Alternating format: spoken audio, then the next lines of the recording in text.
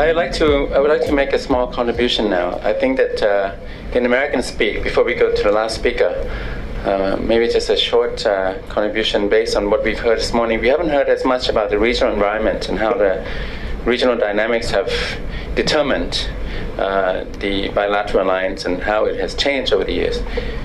Now, I think we have to go to the American speak and say we have to get over it. It's not special. It's not any more special than the other special relationships Thailand has with the other major powers. China, Japan, of course, even Russia, the Europeans, and so on, and the Americans. So one of the number of a clutch of special relationships that we have with major powers. So we have to get over that. It's more normal. It's not special, it's normal special. It's just a normal special relationship with the major power of the day in the constellation of other major powers now.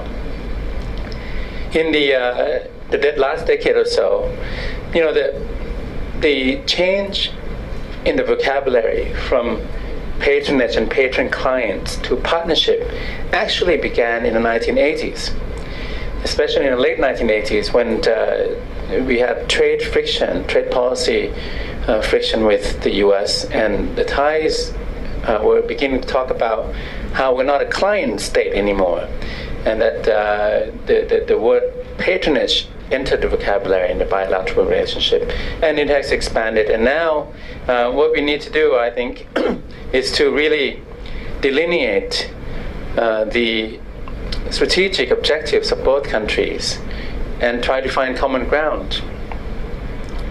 And it's not the same objectives that we had before. So for Thailand, I think that if we accept that we don't want to be imbalanced, we don't want to rely too much on China and so on, the US is still a crucial, if not critical, major power alliance for Thailand.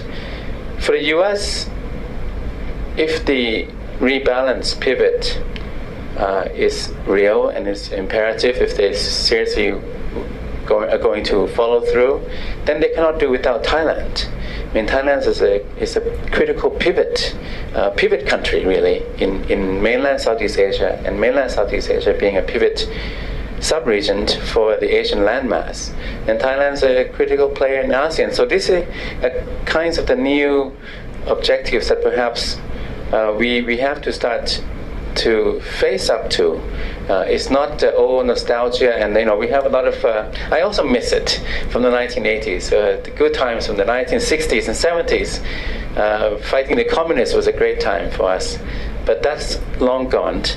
And now you look at the constellation of relationships that Thailand has. We send more students now to China than ever. We have more military officers trained in China than ever. It used to be that, you know, we would have this up-and-coming officers trained at Leavenworth in Kansas, and once you go through Leavenworth, you line up to be at least a minimum of assistant army chief, if not the army chief. But no longer. So the US side, they can increase a little bit, but even then, doesn't go that far, because now Thailand is much more diversified in its outlook. So one of the first things that I think we have to do is to start looking and confronting new realities for both countries. For the US, it cannot do without Thailand to achieve its greater strategic objectives in the region, if it's serious about the rebalance. And the trade investment, the shifting power centers and so on to Asia are a phenomenon that we all accept. So it's something there for the US to think about. For Thailand, I think that we are in danger now of maybe becoming a bit imbalanced. We go to China a lot, Beijing a lot, a little bit, some Europeans, a little bit less Japanese, but all roads, more and more Thai roads are leading to Beijing and other cities in China. And in the end, the Thais are not built, are not molded, not in the Thai DNA to be too lopsided in either way. So this is why we also need the US in our constellation. So we have to get over it and kind of get rid of the residual patronage overhang and these patron-client feelings that we've had still hanging over us. Okay, now the last speaker will offer a view.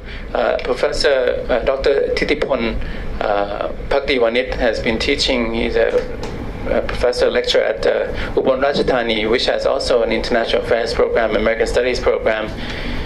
He's been a long time observer, analyst of Thai-US relations, US domestic politics, and most importantly, we've invited him here because he has worked with students and people in the Northeast who have certain views about the US and US-Thai relations. So, Ajahn Titipon, your turn. Thank you, Dr. Titinan, for your kind introduction. I'm actually here to talk about the perspective on democracy and how can Thai and US promote democracy in the region, because if you look at the promotion of democracy in Thailand, it also serves the interests of both countries in terms of economic development. But before we go through that, because both John and Ajahn Titinan mentioned about the period of the communist insurgency in Thailand, and this makes me think because throughout my here in Ubon Ratchathani, I have been there for 5 years and have met a few people that make me think a lot about the ways we should promote democracy. And if you look at that time, the US also try to use the military power, which is hard power, to actually enforce or suppress the expansion of communists in the region. And I didn't think much about that. I thought it was the right thing to do. But after talking to a few people in the region who were part of that group, the communist group in Thailand, it made me think that if we actually believe in democracy, because democracy also talk about freedom of expression, and we should be free to believe and read and what we want to read. But at the time, this lady, she mentioned to me that she was part of that. And what she wanted to know, she said she wanted to read about the communism. She wanted to know what it was about. That basically what she wanted to know. But then she said her friends and people in the village were actually suppressed, and they were actually as we can see that she mentioned about the suppressions from the Thai military in the region, in the province of Amnacharaland, and she had to move to China and spend in China for 18 years before moving back. And after she moved back to Thailand, and I'm not sure if anyone know about the Santiago group, which is one of the Buddhist group in Thailand, and she visited this group. And the functioning of this group is reminded her of what is actually written in what she read about communism. Like, you work for the community and the community look after you. And the question that she asked me, that she was wondering why the government tried to stop her from reading what she was reading at the time. And nothing happened to this group, because they were actually doing exactly what was written in the book about the way community can look after them. And this kind of raised a question to me as an academic when we look at the promotion of democracy and we talk about freedom of expression. And the question is that, do people have the right to read in what they want to read or what to believe in? And I think promoting democracy is, we can't just actually force it. And it reminds me of the system in Britain, in the word that they try to use to describe democracy in Britain is like evolution, and which I'm not sure is in the dictionary of the US foreign policy makers when you talk about promoting democracy.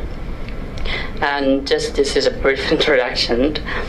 And when we talk about democracy and then three elements that we have seen and what both President Barack Obama and former Secretary of State Hillary Clinton mentioned, like they used keywords like democracy, human rights, and freedom of expression.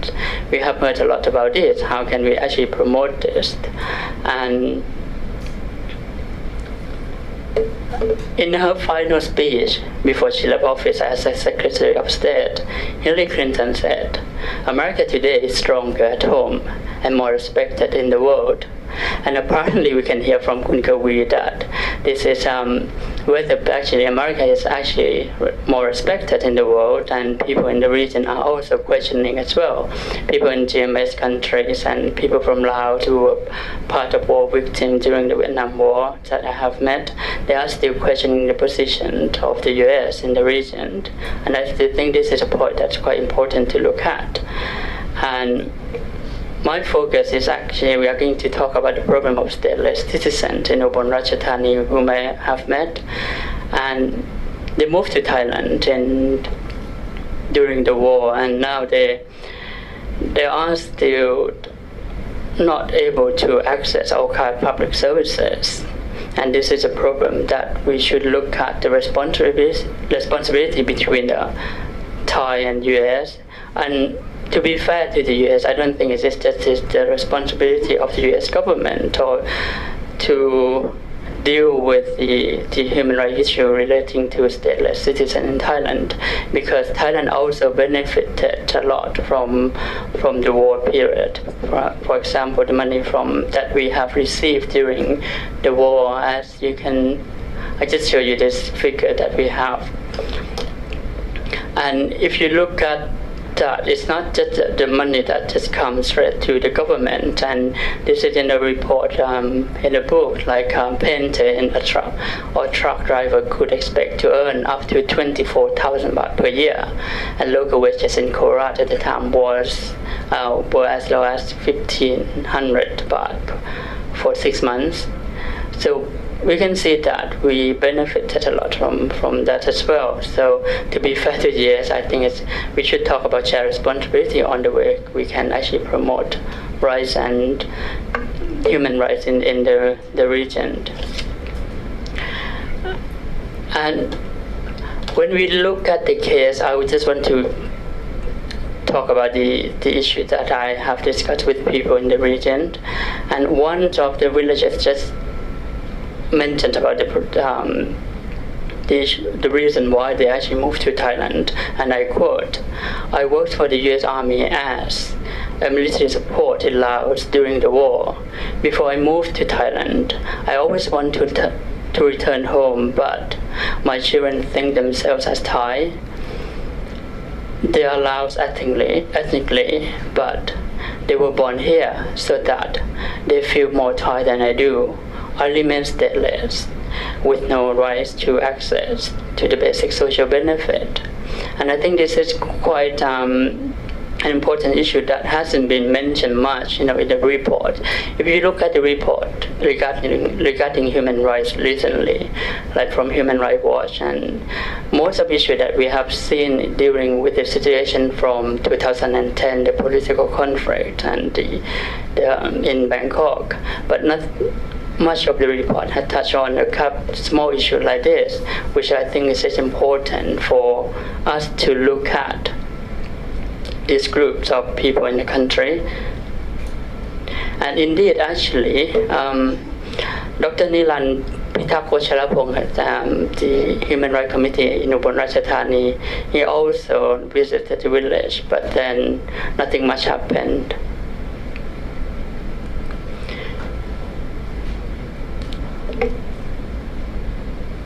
And this is just a picture from during the periods of the war times and the foreign aid from the US.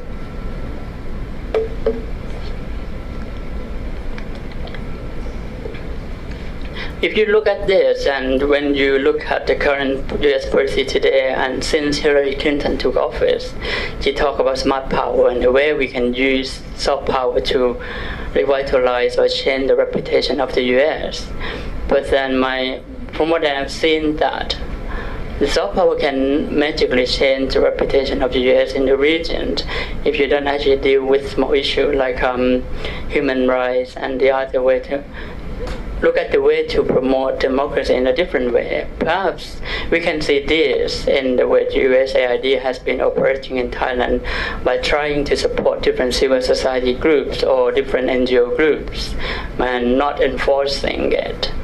But in reality, some groups still feel like being imposed or forced by the U.S. But this is a question that we have to explore how the result of these two programs.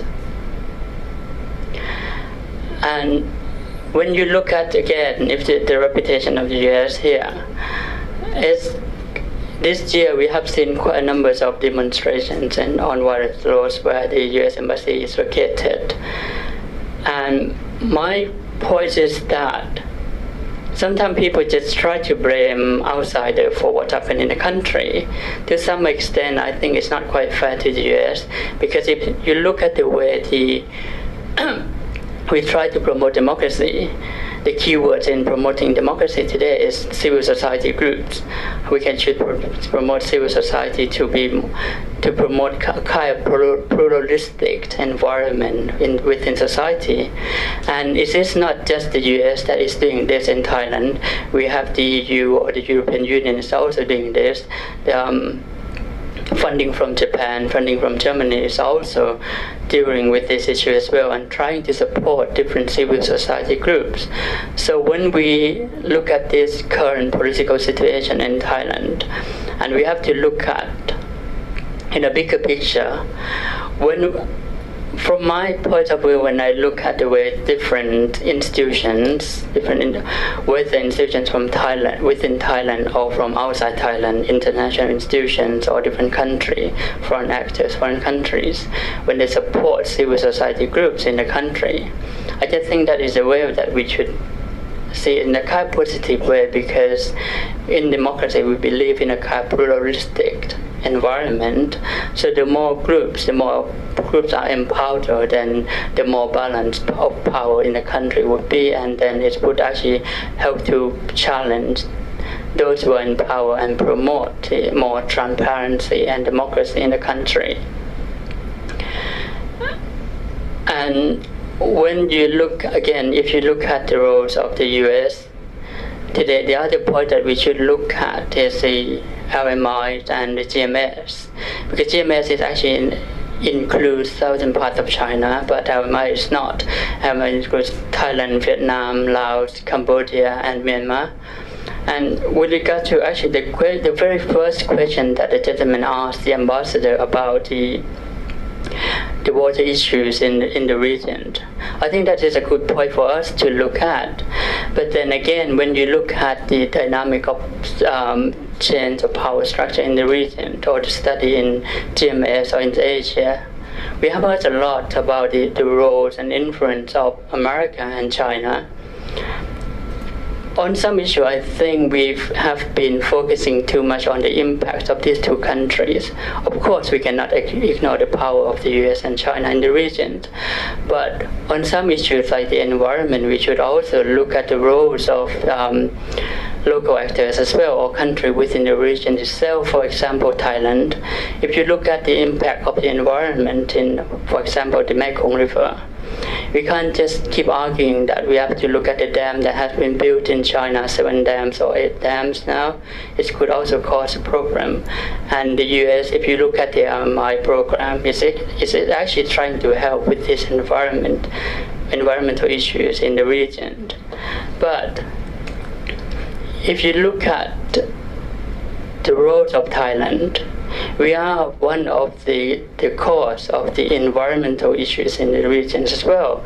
And if you look at the construction of Chayaburi Dam in Laos, it's actually owned or invested by the Thai electricity organizations, and Thailand is actually buying and benefited from the construction of Chayaburi Dam. So we cannot just blame big actors or call for help from outside. And this is what the Thai government should also look at about these kind of issues. When we look at the way to protect the Mekong River, it remains a big debate.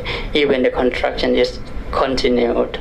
And the big company that is actually working on this project is Chok Anchang, which is a Thai company as well. And I think Thailand should also look at its position and its contribution in the development in the region. When we can't just call for support from outside, and this is, I think, it's quite important. And the U.S. can also support Thailand, but the whole responsibility still rests on the country when we look at the development in the region. So we can, when we look at the relation between the two countries, I would actually want to quote this as a concluding part of my presentation from Madeline Albright. Actually, when you look at the roles of international donors or the way we promote democracy, I think it is quite a strong message that she has written in her book. And I quote, "I also know that proclaiming liberty is far simpler than building genuine democracy. Political liberty is not a magic pill people can swallow at night and awaken with all problems solved. Now it can be imposed from the outside." And I think this is what we have to think a lot when we work through the process. It is not just international actors imposing the idea on the people of Thailand. It's also people from within the country as well, that we have to look at the way we believe and our belief system or the set of information that we have. And when we talk about democracy, we have different perceptions. And this is what people have to accept in Thailand, different opinion, different perceptions. And the most important thing when we talk about the future of Thai-US relation, I think, when you look at the roles of USAID in the region and what Hillary Clinton mentioned about the donors, when she raised the issue that donors should listen to recipient country and try not to impose, because it would actually benefit the recipient country more if you listen to what they actually want for their country. And when we look at the future of the two countries, the Thai-US relation, I think collaborating and supporting each other is quite important. But it is also important that actually we have to base everything on a kind of a good research if you want to talk about the promotion of democracy in Thailand. Thank you. So, not many new issues in Thai-US. One new area that we haven't seen before is this donor cooperation between Thai and US in third countries. This is a new area that can be expanded. Now, I want to come to Khun Kavi.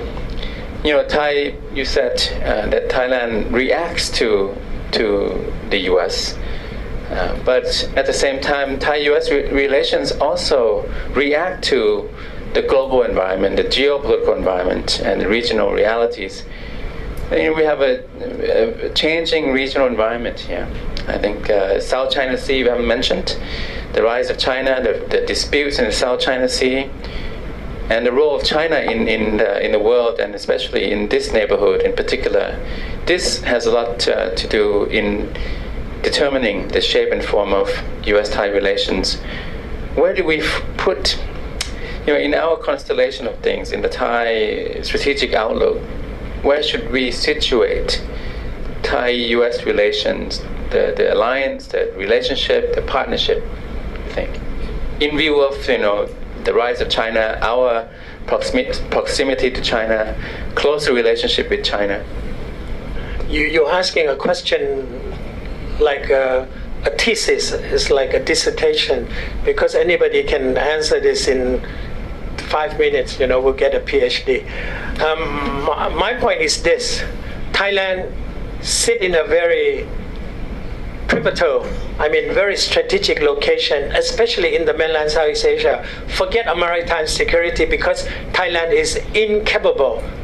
The next 22 months, Thailand will play major roles as a coordinating of ASEAN-China relation. That would be it. If Thailand can make some progress over the COC, that is great. If not, Thailand is not doing that much, because Thailand is focused more on mainland Southeast Asia. That's where its major interest.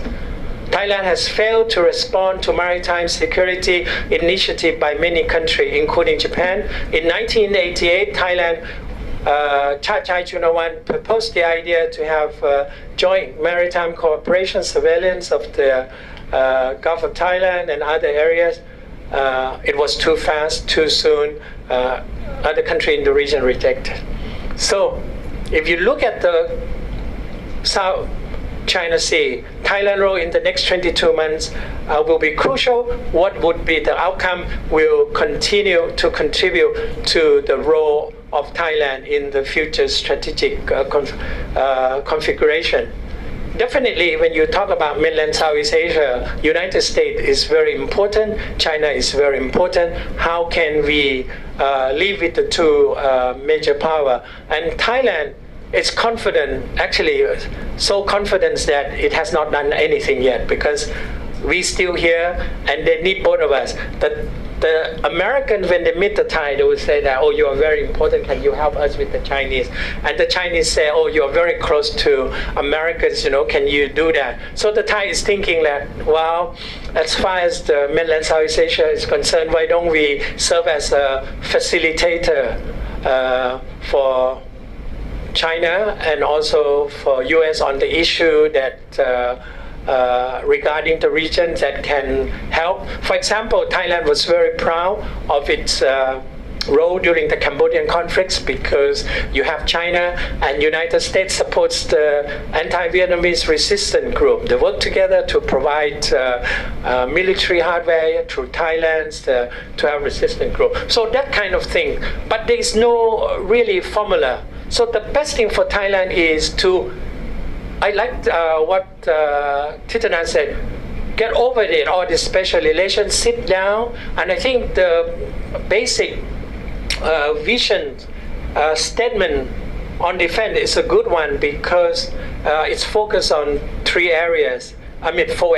They look at the partnership in regional security. This is the so-called new regional architecture, which Thailand saying that is shaping by dealing with the Chinese, by making sure that the Chinese make progress on the COC on binding. And this is very important. Secondly, I think Thai-US relation should be the stabilizing force in the Asia Pacific. And also using copper gold, Thailand interoperability on its own and also regional. This is very important in the case of disaster relief and other operation. That explains why countries like Singapore have moved very efficiently in coming during the tsunami, because they understand this kind of system.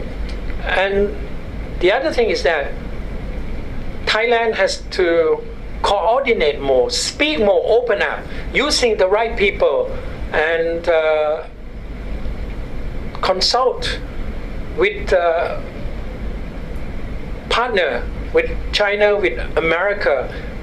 I think it's very important. I think we lack the consultative framework.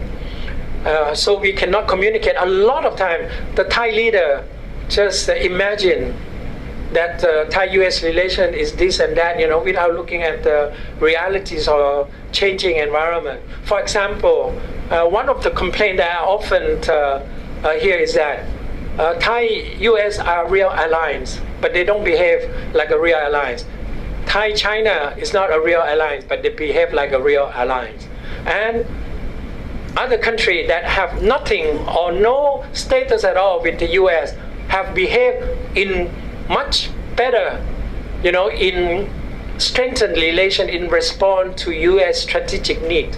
So that is the reality. And I think it's about time Thailand sit down and look at it. And if it's a big if the alliance is a burden, then, just do something with it and move on, because we have not yet really fulfill our alliance commitment. Actually, it was a burden, because every time you talk about Thai-US, we get stuck, because U.S. always demand that you never meet the commitment. Thailand will never meet the commitment of 100% alliance, not like the Japanese or the Korean. That is why it has not been upgraded since 1962. Thanat Dinras. Japan, Korea have already upgrade. In case of Japan, is not only bilateral, it has implications for the region, for the security in East Asia. And I think Thailand should do that. And Thailand can only do that if our defense security sector do their homework and come up with initiative, respond, put up the idea with the US. And you have to get good people, Communicate in English, please. Okay, thank you, Ngui. Now, the floor is open to questions, comments. Take one from Basabov Fitz. But sharpen it through, say, a thought experiment in the region. 2 years ago, Hillary Clinton, Secretary of State, wrote her article in Foreign Policy, which the U.S. first articulated its pivot to Asia, rebalancing to Asia. It indicated an interest in diplomatic, economic, security increases in its relations with Asia. If you look around the region, since then, of course, there is the dramatic opening with Myanmar. U.S. relations with Indonesia have become more and more solid as more and more programs develop, particularly with the military. As you noted, the situation, the relations with Laos have been normalized. Even with Cambodia, there are increased programs. And yet we get, as Ajahn Thitinan said, a sense when we talk about the U.S.-Thai relationship, it just isn't what it was. Now, John Brandon mentioned that the word U.S. is distracted in the Middle East, that most countries don't want to get caught between China and the U.S., but that certainly applies to the countries in the region, Malaysia and Singapore, that are discussing the TPP. They're interested in an expanded relationship with the U.S., but they don't want to get caught between China and the U.S., quite rightly. So why is there a sense in this thought experiment of malaise, no movement, whereas if you had this seminar in most of the countries in the region, you'd be talking about something new, recent, and exciting? I think there's a couple of reasons. One which both Goi and I mentioned before, and you just mentioned in your question about Thailand doesn't want to get caught between the United States and China. They don't want to seem to want to offend. I mean, I think Goi, you were saying that the United States talks to Thailand and says, we need you to help us with China, and China says the same thing about us, and I guess maybe that helps to make Thailand feel good and that it has a pivotal role. But what does it do about that? And that, I think, is unclear. And from talking to policymakers in Washington, and they have used this one particular word, so I take it that this must be a word that goes around in meetings that I am not privy to. But that word is perplexed. They don't know how to handle Thailand. And let me use as an example, in terms of the alliance, all right, we still have an alliance. We have this largest military exercise with Cobra Gold, but we at the same time, there was a report that came out less than a year ago by the Center for New American Security. And their keynote speaker was a gentleman by the name of Admiral Greener. He's the chief of U.S. naval operations. And he talked about the importance of alliances in Asia to promote to promote security and secure sea lines of communication throughout the Asia-Pacific region. And when talking about the alliances, he said first, and he ranked them. He ranked Japan as number one. He ranked South Korea as number two. He then went to Australia, and then he ranked the Philippines fourth. Now, you could say Thailand would be number 5, and I guess by default that would be true. But the fact is that he didn't even mention Thailand at all. He talked about those 4 alliances and nothing else. And so maybe this explains, at least somewhat in part, about officials being perplexed. But let's look at those, at least three of those alliances, the ones that are immediately in Asia, and let's exclude Australia for the moment. If you look at Japan, well, what is the threat? Well, China and North Korea. What is the threat for South Korea? North Korea. For the Philippines, particularly over the last couple of years with tensions and disputed waters in the South China Sea, it's China. So where do we have Thailand? During the Cold War, this was a frontline state in the war against communism. That was the threat. China is no longer a threat today, and Vietnam is a threat. This is by and large, despite some subnational conflicts, it's a stable region. So this is, in one sense, now an enemy depraved alliance in that respect. So I think that is part of the challenge in regards to that. What was the other part? You had another part to that, Bob, or? Well, the main part was why in every country in the region, and I'll include Indonesia because that sort of refutes your point you just made, is there a sense of real momentum and interest in the U.S. relationship, whereas there is a sense of ennui here. A sense of what? I was using ennui, just boredom. Yeah. Well, and yes, there are other countries that have improved their it's not an alliance per se, but certainly security relationships have been strengthened with Vietnam, Singapore. It's always been strong, and in Indonesia they just purchased the Apache helicopters. While it's close to it, they're having these naval maneuvers near the Natuna Islands. That's to secure Indonesian waters, but at the same time, I think that's a reflection of Indonesia also wanting to be a regional power and to take a larger role, not just in ASEAN, but on the world stage. Go ahead. Thank you, Bob. I think one of the two reasons is that Thailand doesn't feel the immediate threat that every other neighboring country concerned emanating from the U.S. rebalancing. I mentioned earlier about maritime security. Thailand does not feel that way, so it does not respond to the private to Asia, which is essentially briefing up U.S. positions in the South China Sea. That's one of the explanation. Secondly, I think Thailand lacked the kind of strategic thinking, because if you understand the Thai psyche, if things ain't broke, don't fix it.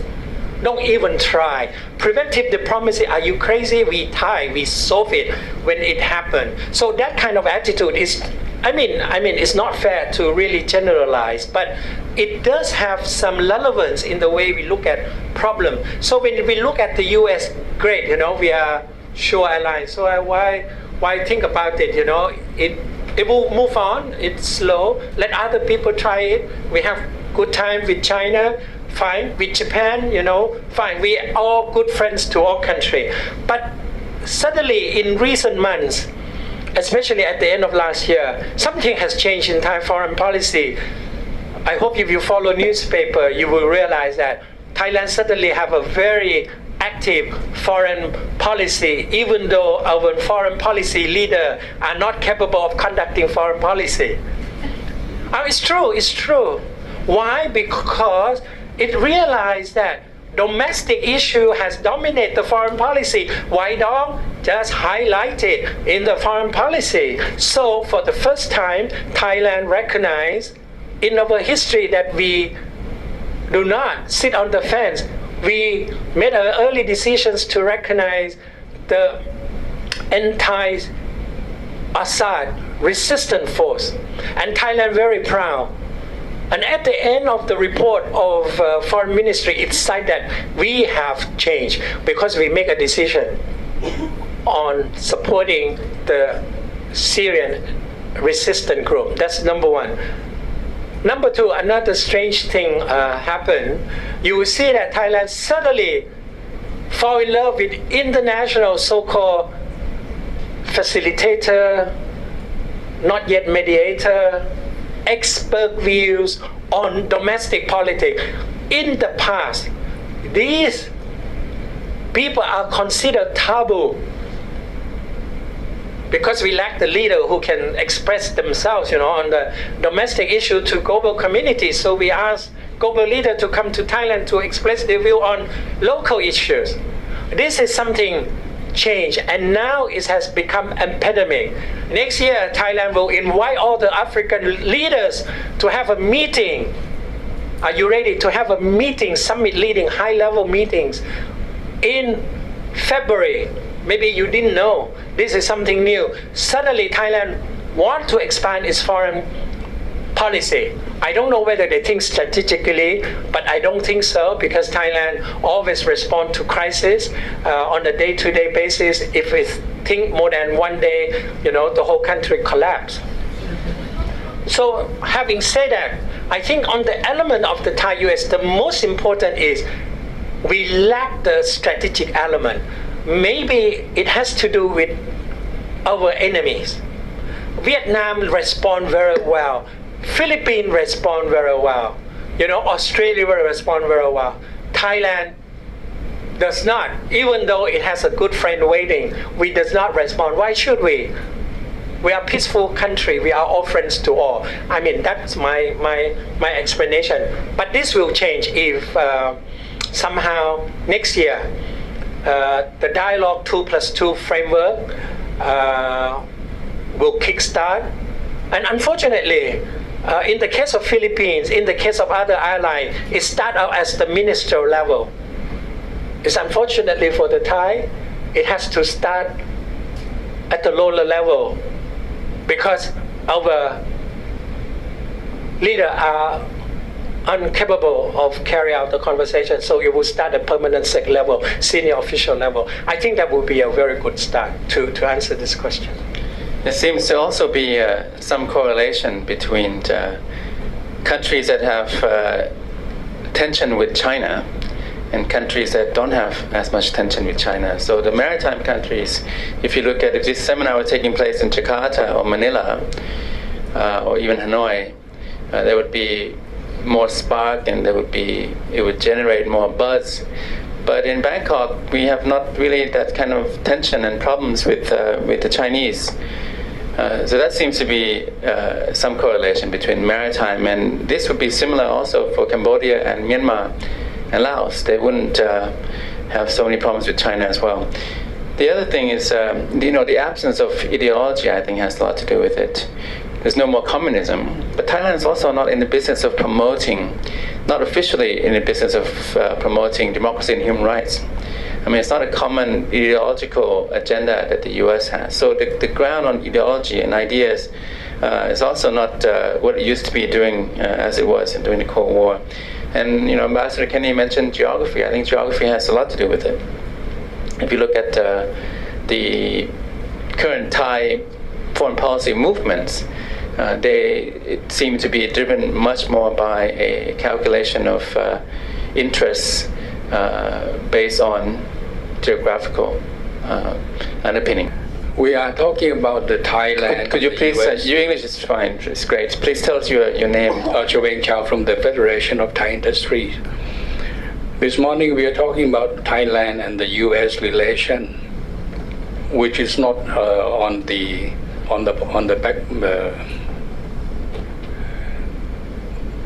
board, but we have been talking the whole morning without finding any truly meaningful adjective of that relation, except from Dr. Tinan mentioning it's very good.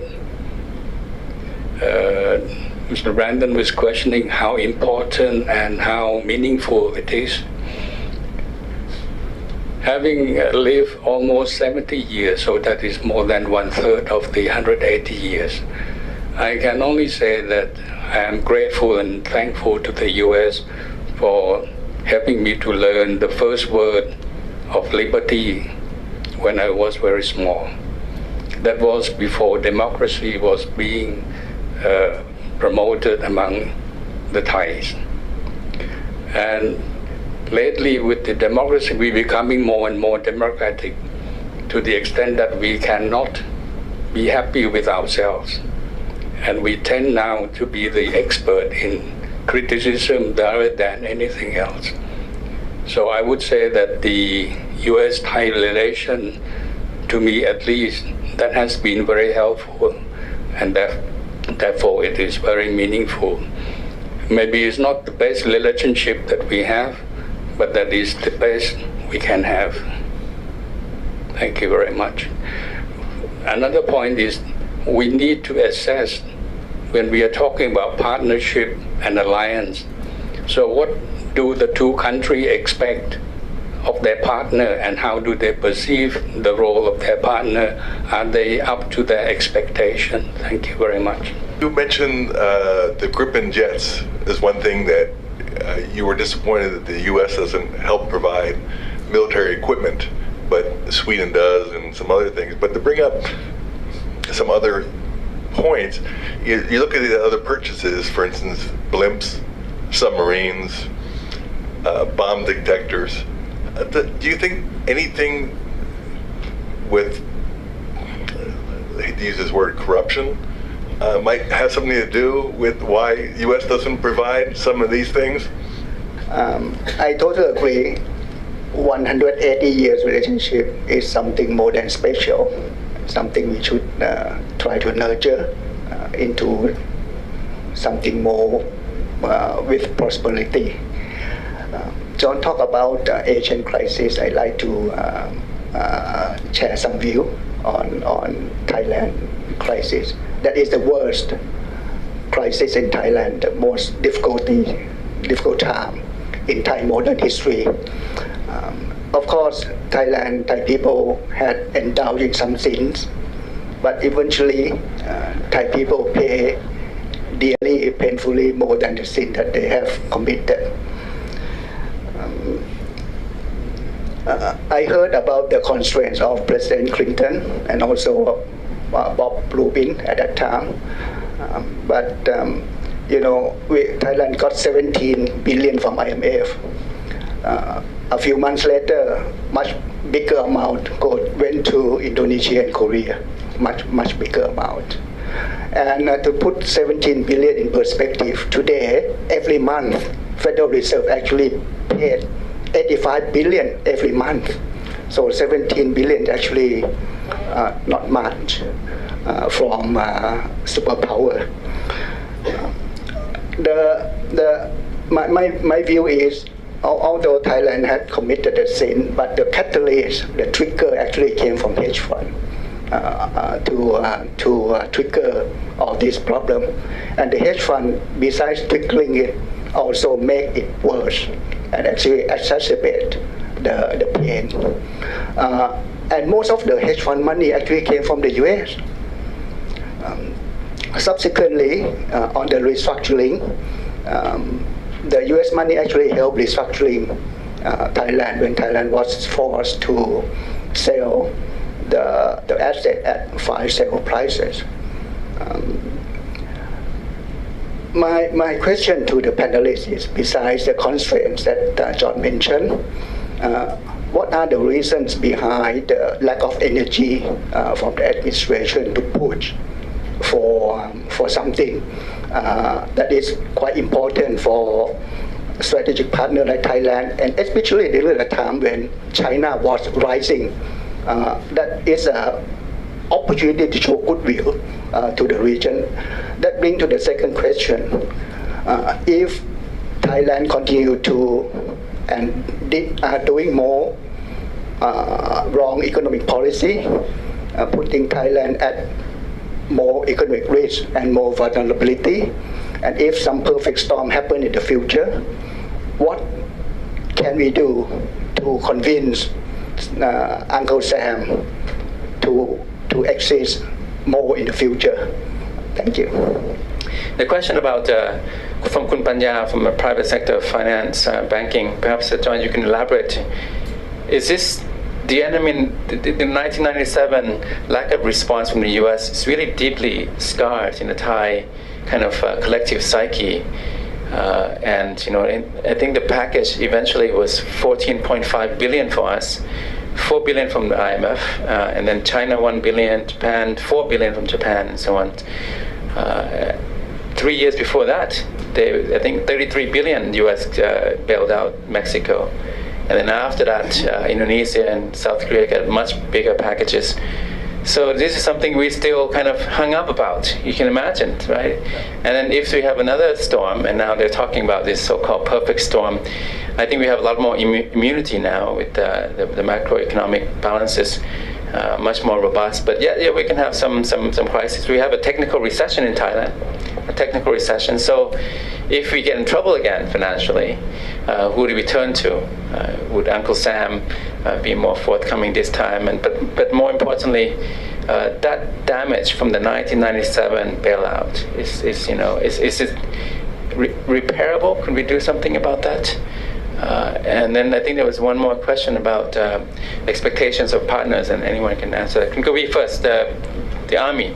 Well, you have already answered most of the questions. I think the armies on weapon procurement have problems.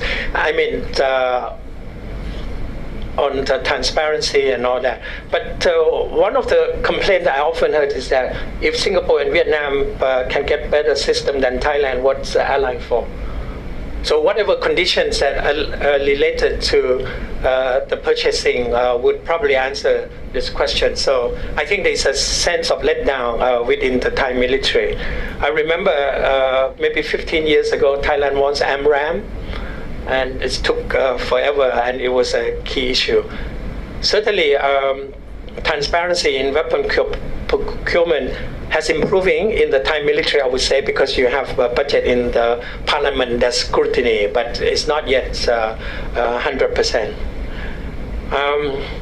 On second point, I think the expectation between Thailand and US are exceptionally high because of the time testing relation, old alliance, and all that. And I think you need to dress down all this expectation.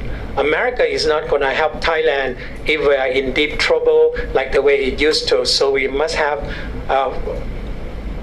look into our own strengths, find our own solution, making sure that in absence of America assistance, we can survive. We cannot say that, if we have this problem, will America help us? No, I think we have to overcome this fear of US dependency. And I think Thailand need a new mind, new thinking.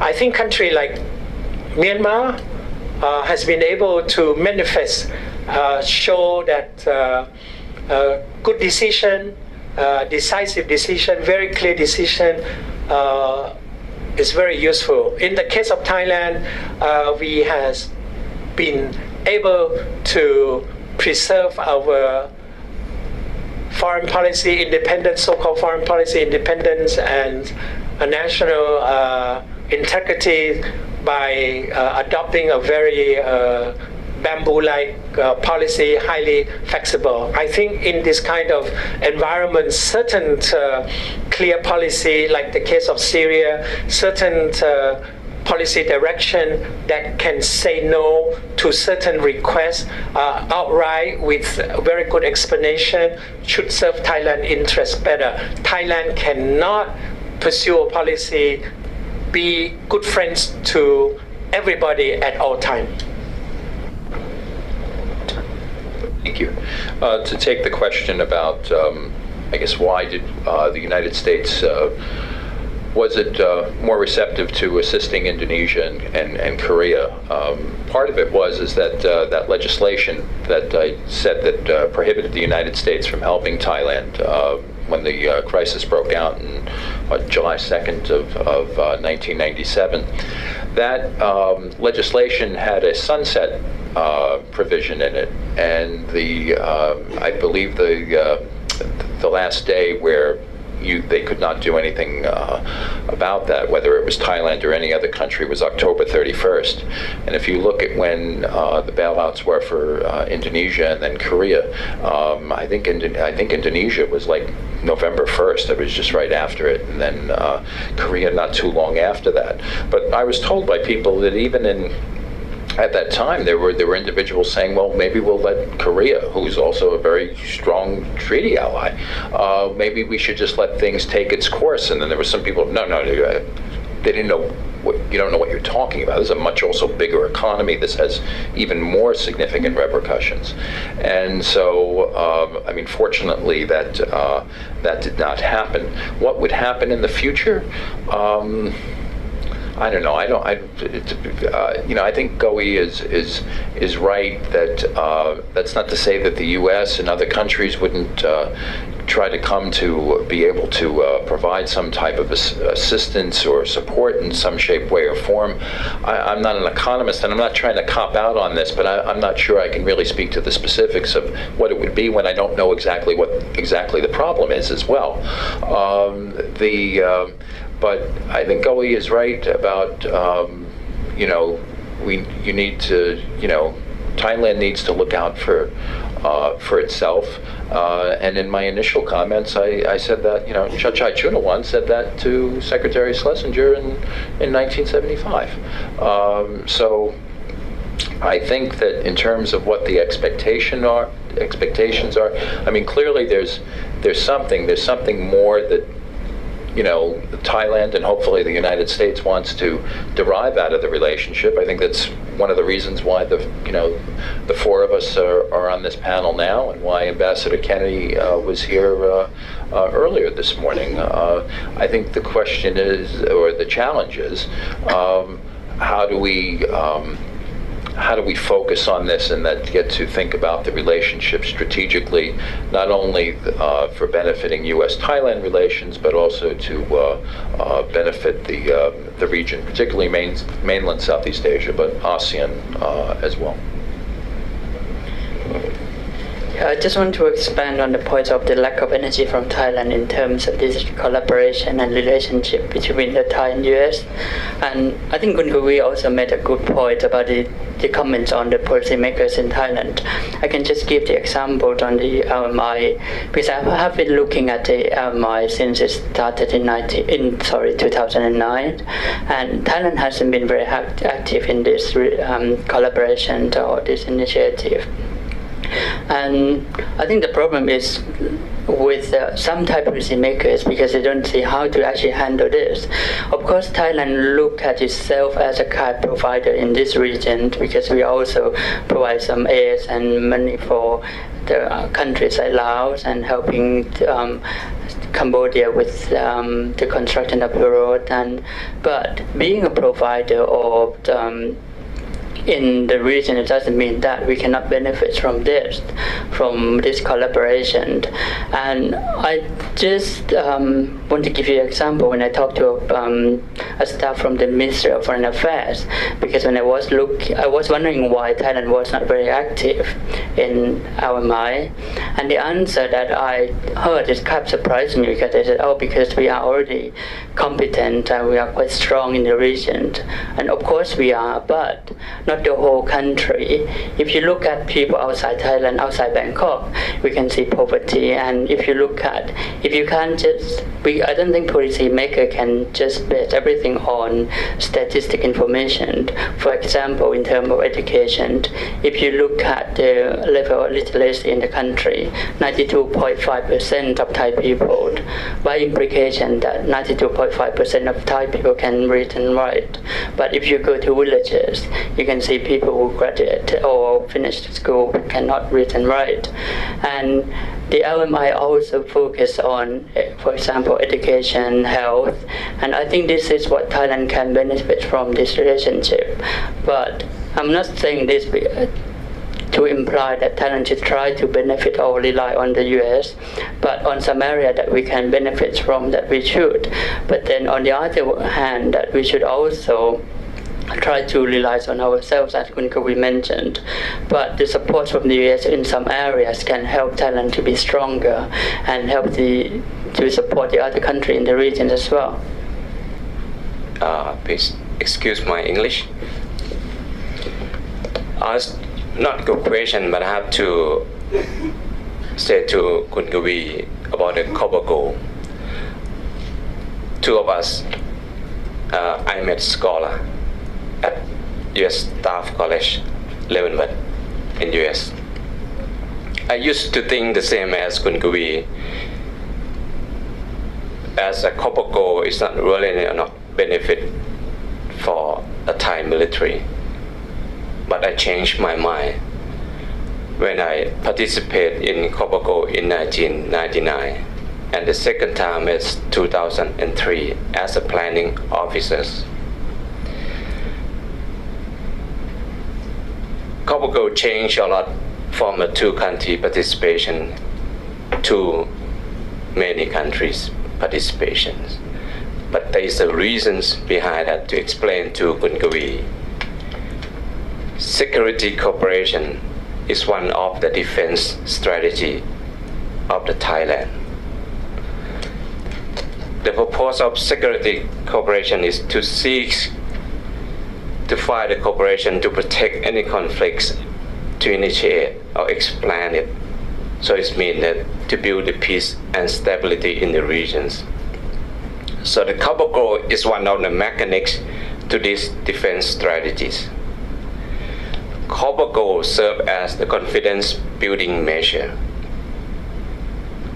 We use a copper gold as a bridge to cooperate amongst the countries participated, especially China and US. China was an observer until the present. In the futures, you will see China participate in copper gold. So one of the things that we did is the bridge to get them together, so that confidence building measure will come up to that. We did one of the things between Thai, US, and Myanmar the last 2 weeks, if you saw on Channel 5. We helped US to get the bridge across to the Myanmar military. That's as an actor of Ministry of Defense. So as I explained here, I'm sure Thailand will benefit from copper gold. So we see security cooperation, we will see the peace and stability in the regions. And I'm sure I can speak English. And I'm sure every copper gold, we have the leader who can make a decision in a copper gold. If the leader of Thai side is not good, the US will put the comments on the paper, send it back to the Thai military. So I was the top of my class. He's the top of his class. So we participate in copper gold. So I'll make sure you, sir, we get benefit from it. Thank you. Please. Okay, I don't like to waste the time of the forum, but I have some my personal comment, maybe different from the Colonel. Thai sent the troops to the UN peacekeeping mission in Darfur, the country of Republic of Sudan, and now we redeploy, remove the troop from the Africa to the nations. I would say that when you look at the military performance, look at their working, their output. In the country of Sudan, they are the Arabic-speaking country. The Thai troop is one of the 18 infantry battalions deployed. It's just the one non-African Union members country that deployed the mission.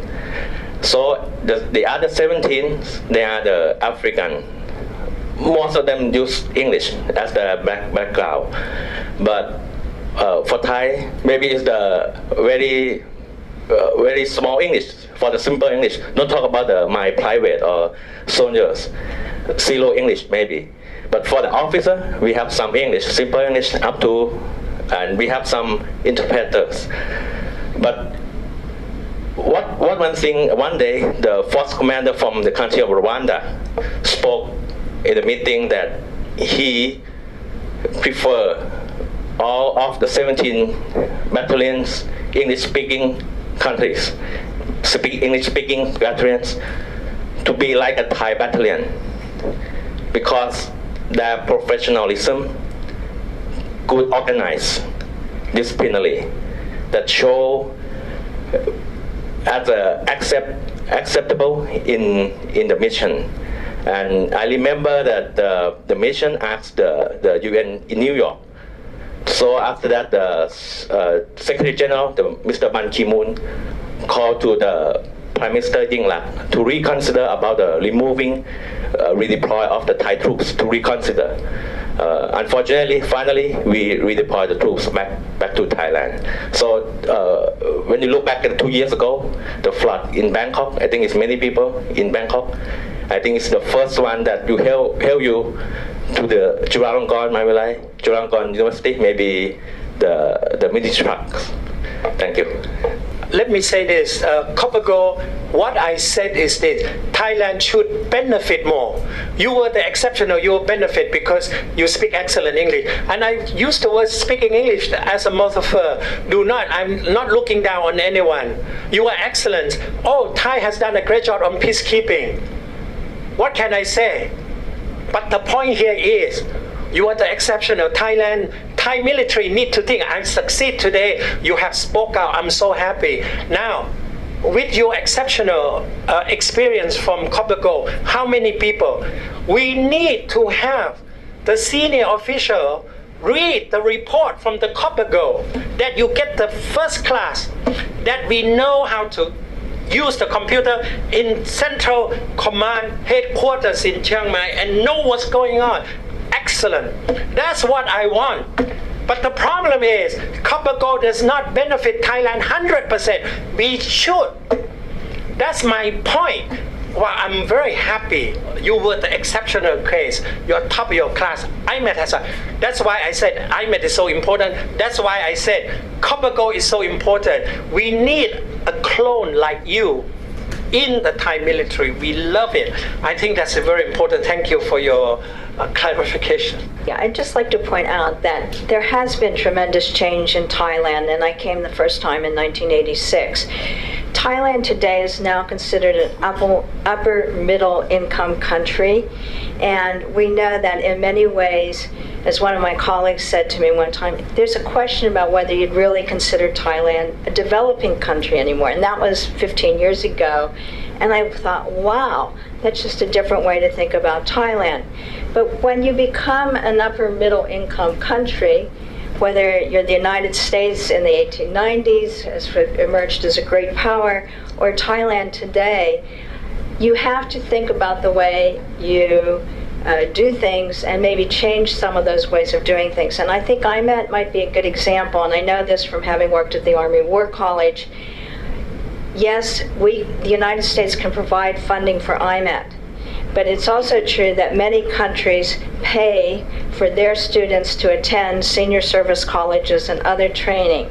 So the question then becomes, at what point does Thailand begin to think about different ways of obtaining the results that it wants in its relationship, not only with the United States, but with other countries? Thank you.